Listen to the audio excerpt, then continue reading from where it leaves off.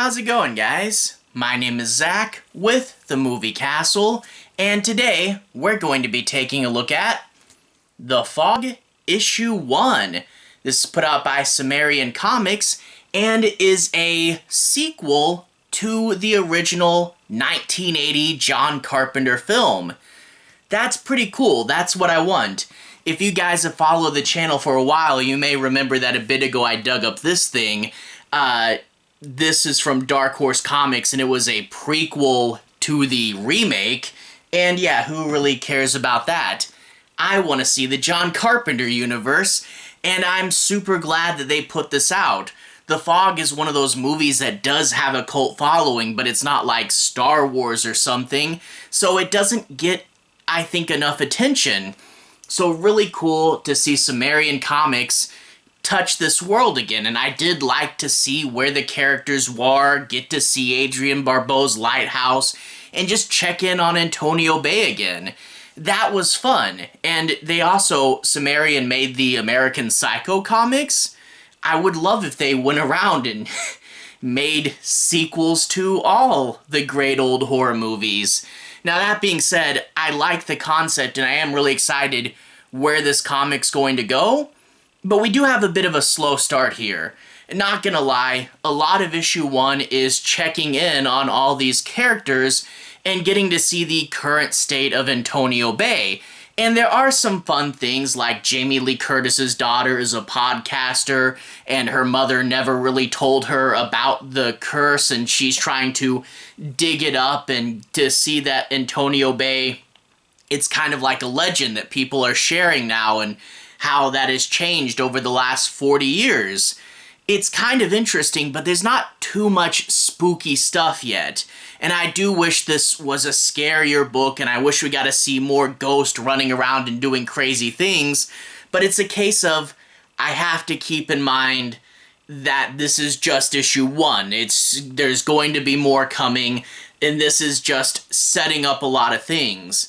It's a cool enough book, but it's a case of, I really hope issue 2 and further gets a lot scarier, because it's kind of just a check-in first issue, and there's a lot of characters, and trying to remember, like, who the characters were, you know, like, because they look different now because they're older, and the new characters, how they relate to the old characters.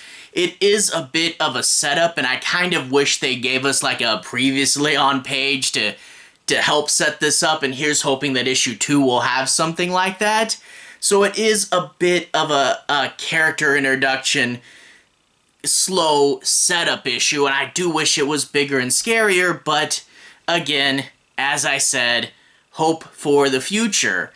That being said, it does create a sense where, you know, the writers know and care about this world, so I see the respect there, and I can tell that it will probably go into something really good, but it's hard to say that just from issue 1, so hopefully we'll get more of that soon. Anyway, if you guys want to see the book in a little bit more detail, I'll switch to the close-up camera. I'll show you guys some of the story, some of the art. No major spoilers, not that there's a huge amount to spoil in a setup issue, but without further ado, let's switch to the close-up camera. Alright, here we are inside the castle, taking a closer look at The Fog issue number 1. Right off the bat, really do love this logo. Nice, floating, bubbly fog logo, the ultimate experience in terror. And then we get the new main characters, this team of podcasters, and they're all done in this nice painterly style that flows into the fog above them, and maybe those are eyes or horns or something. It's pretty cool. Love the atmosphere there. And Sumerian Comics. Flip it to the back, we can see they're in partnership with Massive. There's something in The Fog. And then we get cover A, $4.99, 00111. Yeah, this says cover A. Sadly, there's no cover gallery in here. I would have liked to look and see what all the other covers were, but I generally try to get the A's myself. Anyway, flip it to the inner cover, and we get to see a CD. I mean, The Fog was a John Carpenter movie. It, of course, had amazing music, so I guess we'll just make the inner cover for the credits a CD. Why not? But we can see, based on the 1980 film, story by Steve Ekstrom with art by Marco Fodera. Sorry if I mispronounced any of those names. And then after that, we get into the story proper.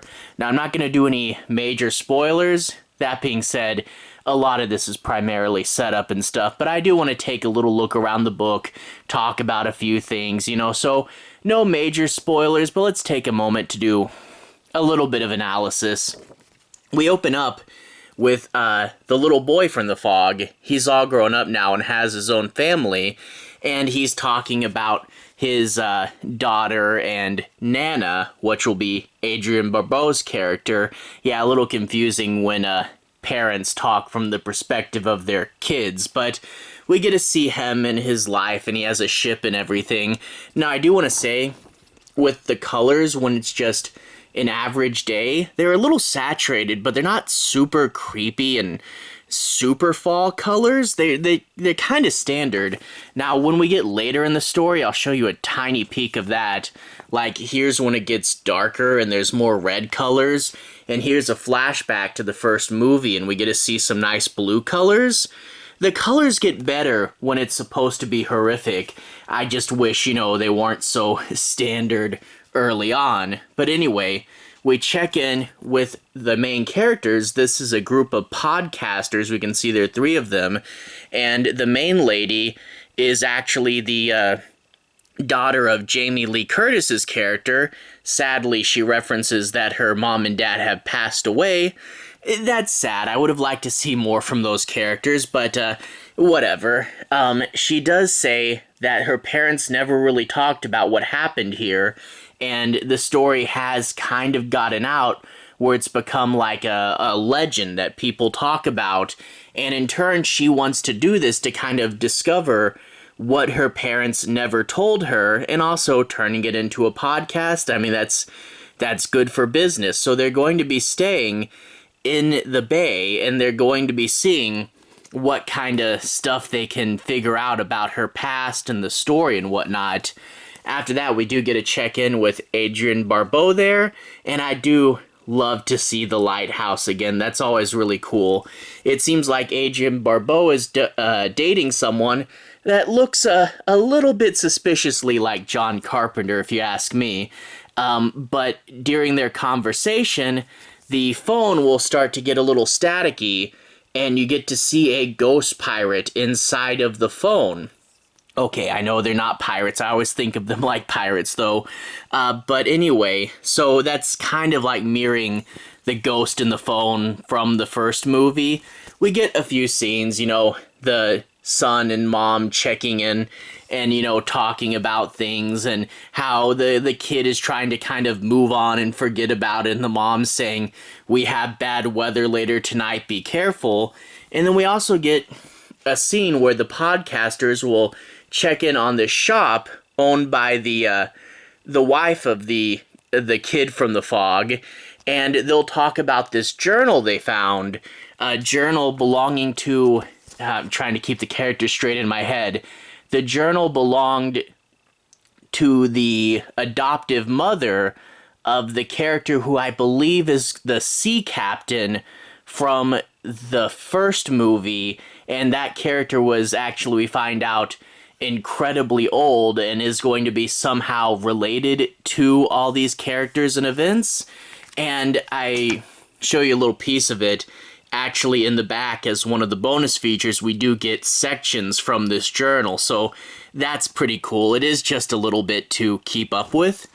But anyway, they will eventually go and investigate the church that has been closed down for a while, and there are hints later in this book that a storm is coming. So yeah, a bit of characters to keep track of, and it gets a little bit like...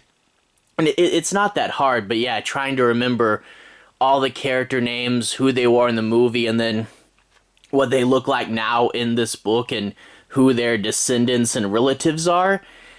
It's not that bad, but it did take me a minute, And then there has been, like the phone scene. There is a few scary stuff, and I did like to see the flashback to the first movie, getting all that, old school fog stuff. That being said, issue number 1 is kind of slow, but it's just one of those things that I have to have faith with. I'm like, okay, the beginning of the fog was a little slow too, but that being said, there was lots of atmospheric stuff and strange unexplained things, and the fog would slowly roll into town. It's a little slower in the comic, and it's a bit to keep up with, but I think there is something there, and I think this will get better in future issues. So, excited for what it could be, but yeah, kind of waiting on that with this issue. Anyway, to everyone who's watched so far, thank you for watching. To everyone who's liked and subscribed, thank you. You really are helping the channel out. I'll leave a relevant playlist on the bottom. How about my John Carpenter Comics playlist, where you can see me talk about some of the comics he's produced or the Big Trouble in Little China tie-ins. Anyway, have a good day. I'll see you guys again very, very soon. Relevant playlist on the bottom. Have a good day now.